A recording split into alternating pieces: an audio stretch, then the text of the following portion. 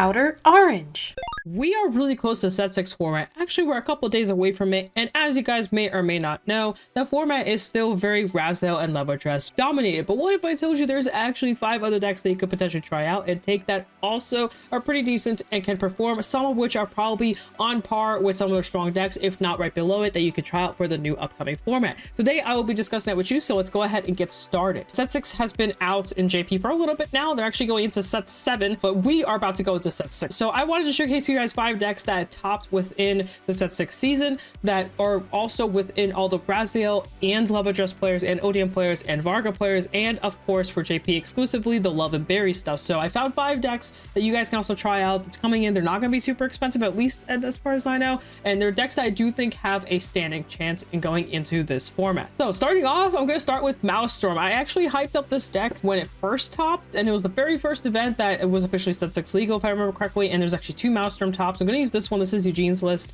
because he usually pilots decks pretty well from what I've seen. He usually plays meta or something similar to meta, and that's usually kind of where he is. But he decided to play Maelstrom for this one, probably thinking like they had some chance. But he also in his post made it very clear that he doesn't think it's the strongest deck in the format, and it's not. But it's also still really good. So we have a new Glory Maelstrom that came out, and just to give you guys an example of what he looks like, I'm going to show you guys him right here. This is Glory Maelstrom. We just got this on our side. He basically he gets front row power if you have a Maelstrom in your soul, and then also on top of that, if you every time you attack, he also gets power and you can retire. And then also says when your unit with Maelstroms to card name attacks, you can cost rest 2 of your order zone cards, and then your opponent cannot call sentinels from hand to guard circle. So basically you can have a guard restrict turn, and this deck, the later the game gets, the stronger it gets, but it does have a little bit of weaknesses here and there. But that's basically Glory. And then on top of that, we also have the new Cutlass. This new Cutlass basically lets you draw at counter charge. It's very powerful. Every single nation got one of these, but it's restricted to you not having a G zone. So keep in mind you cannot run these in Night Rose, for example, because they are restricted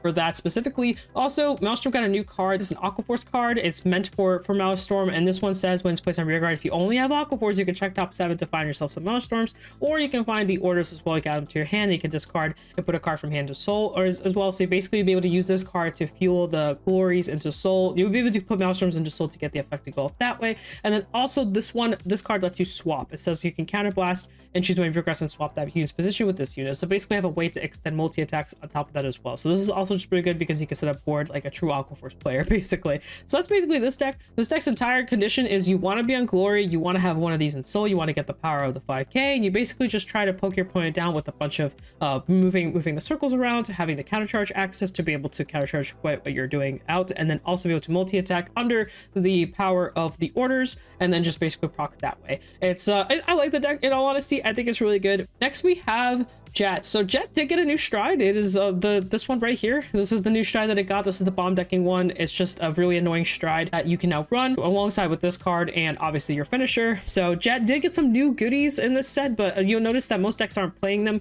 But basically you can just play the normal game plan of your Jet, but then now you have a new stride to go into that you can know your opponent with. It's really great. It comes up every now and then, and I haven't tested this deck, so I'm kind of going off of what I already know. You'll notice most of the deck is staying the same. It's really just the G zone that changes, and we're also running the Shenri. We are getting this in April, so there might be time for people to try this out with their Dark States decks, but I just want to showcase this deck because this deck did get a couple results. It's nothing crazy. I believe it got 2 total, but it's something within the top ranks. That's also really good. Also, if I'm not mistaken, in your G zone you can run more than 8, but some people are choosing to run 8, so that way people don't know what deck they're playing out of the stride decks. Basically, if the opponent counts your G zone, then they'll know that you're running either Jet or Messiah. But if you have exactly 8, it could be any of the crest decks, right? So there's that, something to keep in mind for standard. Next we have Messiah. Now I think this deck's actually very powerful. I've been personally piloting this one of the bunch that I'm showing you today. This is my baby right here. I really like this deck. I think it's really good. And we also have the G zone right here, which is we're running the new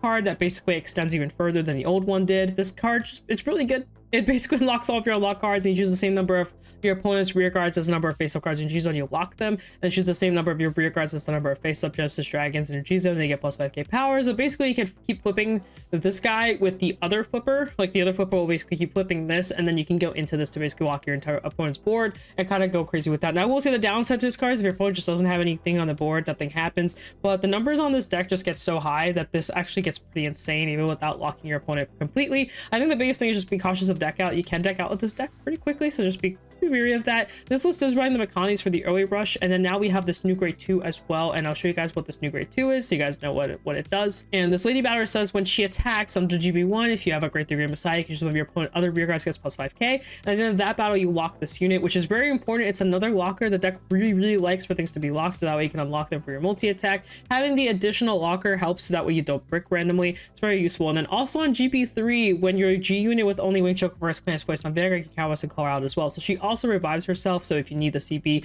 to revive, if you have the CB to revive her, you can also bring her out, so then you have an instant locker regardless of what your opponent is doing. This deck does Calwas a lot, so again, just another thing, kind of keep a lookout. This deck is pretty cookie cutter. This list is anyway. There's different variations to build this, but a lot of lists I've seen that have been doing well have been this, where they're running 2 of the stride to draw. They're running this also to draw. This also is a big buffy guy, so he's also pretty buff like for numbers. And then you have the unlocker 1 and then unlocker 2. These are your blocking unlocking cards. They're very important for the deck, and they also just, you know, help fuel the engine, and they also countercharge you as well, which is also very important here. And then the lady battler, and then the energy cycler as well on top of Mekani, and then everything else is just basically the 2 Messiah. You don't have to run 2 of these, but you can. I think 1 is fine as well. Next we have Rorowa. Now Rorowa is a really interesting one because I don't think this deck is as powerful as some of the other options out there, but I do think this deck's strong, especially into decks like Love Adjust, because it is extremely beaty. It beats your skull in really fast. It has just a bit of a hand issue. So this is Rorowa. It has the new card that basically lets you Energy Blast 3. You can draw a card, call 2 tokens, and then also for the effect of its glitter effects, you basically get to if you pick a certain glitter or non-glitter card, and based on the glitter you pick, you get effects. If you pick a Radolina, you get effect. You pick the Rorowa, get an effect. You basically get to bomb deck or you get to search cards. So it's kind of just what Rorowa's purpose is now. It makes it less bricky in my opinion, so that's also really good. There's also this new card that lets you check top 5 and basically grab a card, and she goes into social, so she lets you feel soul. I'm not the biggest fan of this card, but I am seeing a lot of people play it. It does find the Regalia's piece, so that's also just really good there. And then the mushrooms just to, you know, early rush with, and then this deck has an insanely good early rush. I just want to make that clear. This deck will push you to 5 really fast. It's basically like kind of like Musha King, where it'll just blast you through really quickly and you have to recover, and if you don't, you lose type of thing. Got the new Momoke token. It's just absolutely insane. This card's just really good for overall setup and the number game. And then we're still obviously running the old Radolina packages. There's no reason not to. You need to find them to activate your abilities. And last but not least, we still have this as a way to basically make our tokens bigger and then just be able to just attack faster. And then we have the energy cards, because this deck doesn't really energy blast that much. It does have the energy blast 3, but you can still get away with this as well and just kind of go back and forth between the 2 to find your cards. You can also counter blast. This deck doesn't counter blast as much. The Radolina does, but that's really it. It's mainly that Radolina that you're worried about CB. Everything else is basically free. This last attack from hand, it'll beat your skull. And this deck's weakness is hand size though, and his hand is pretty rough around the edges. You'll notice this deck runs a lot of draws to kind of keep recovering the hand, because this deck cannot survive past the second persona turn. It'll usually die. This was the only 5th deck I could find, because everything else in top cuts that were surrounding the other 4 decks that showed off has literally been Varga, Odium, Raziel, and Love Adjust. This is the only unique deck I found. I was going to go 4 and then kind of give you guys like a 5th like maybe situation, but this is Bruce. This is the only other deck that was literally in the last top cuts that wasn't the standard stuff.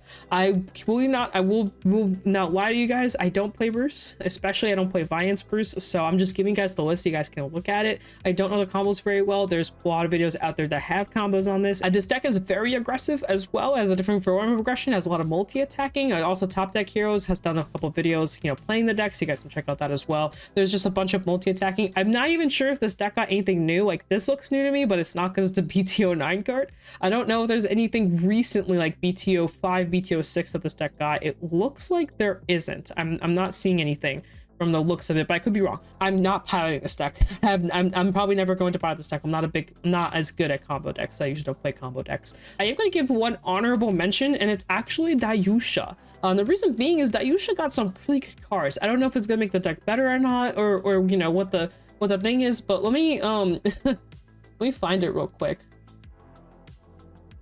I don't know if Dayusha will get any better or worse, but I do think it has potential going into set 6. That's why I wanted to showcase you guys. I'm just going to quickly show you guys deck log here. So Dayusha got 2 new cards. I got this new Robo guy who basically says when you place from hand, if you have Vanguard Dayusha, you can Energy Blast 3. You can choose up to 1 Robo, a card name from your soul. It calls to rear guard circle. At the end of the card, you could, at the end of turn, you can put that card back into soul. So it has like a weird random Harry effect on it. And as a second ability, where if your Aura Zone has a base, it also gets 5k power, 5k shield. If you have 3 or more, it gets another 5k power, 5k shield. mode on opponent's turn as well. So it's also a big beater that you can deal with. But also there's Glory Maker, and I think Glory Maker is just a really insane card. Let me show you guys Glory Maker as well, because this is also good for Dayusha. So like I said, this is just me just, you know, speculating right now, but there's a chance that there might be some good stuff here. So we have the Glory Maker card. Like I said, you can have a G zone for this. It's just like the Cutlass card, but it says when your grade 3 or greater Vanguard is placed, if you do not have a rear guard of the same name as this card, you can call this out. It's free, by the way, to the back row, so it just comes off a free from drop. And it says when it boosts, if a grade 3 or greater Vanguard you set, you may get, your opponent cannot play blitz orders, or when your opponent could call cards from the hand, they must call 2 or more at the same time until the battle. If you do, you retire this card. So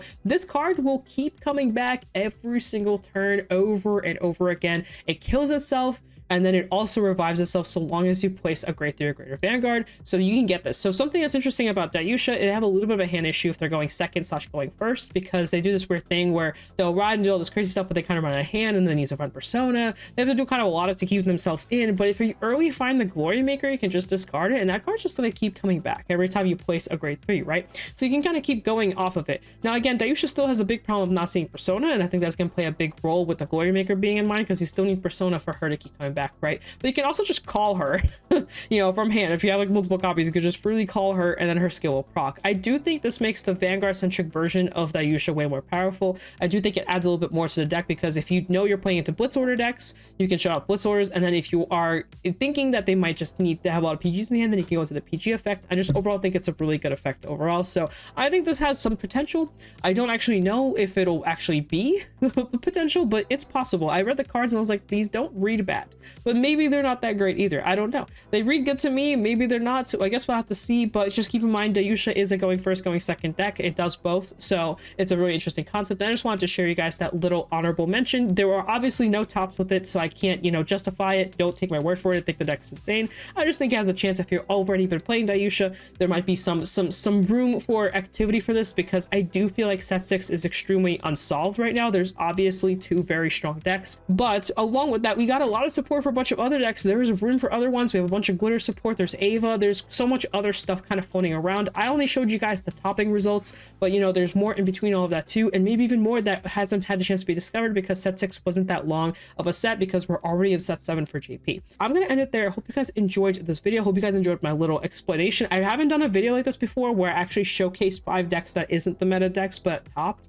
I haven't done something like this before, but I really want to do it for this one, because most of the results has been Raziel and Levadress, and I really wanted to show you guys something that's not those 2 decks, and also that isn't Odium and that isn't Varga, because we've already played a lot of that in set 5, and I really wanted to show you guys that something that isn't those 4 decks, because I think we're all kind of tired of seeing those decks, at least from a competitive perspective. Casually, of course, it's a whole different story. On that, guys, if you guys enjoyed this content, please do not forget to subscribe, and I hope you guys enjoyed it. Let me know below what you're playing, what your favorite decks are, what you've been playing right now. And that, guys, 50 cards at shop, code orange if you need anything, any goodies. We do have the new manga coming out for the Shenri clone for Dark States. We also have set 6 dropping, set 7 for Worlds. Got a bunch of goodies coming in, and we also have BCS around the corner, so you may need your card. You may need cards from me, so code orange 50 cards at shop to get all the stuff that you may need. On that, guys, peace out. That's without it. See you guys in a future video. Bye.